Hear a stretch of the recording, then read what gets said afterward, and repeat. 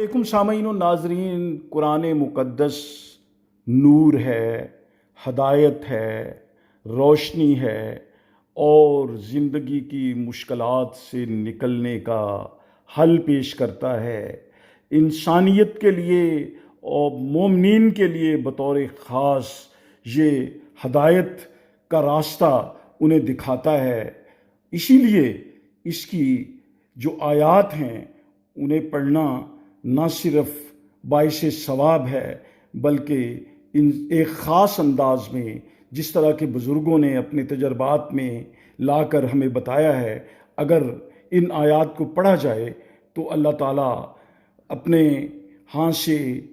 بہت سی رہنمائی فرماتے ہیں اور مختلف مسائل جو ہیں وہ انسان کے اس سے حل ہو جاتے ہیں اگر اس طریقے سے اس کو پڑھا جائے۔ حج پر جانے کے لیے یہ ضروری ہے کہ اگر کسی شخص کی شدید خواہش ہو اور کوئی وسیلہ نظر نہ آتا ہو تو وہ کثرت سے سورہ نور کی آیت نمبر 35 پڑھیں اور دعا مانگیں۔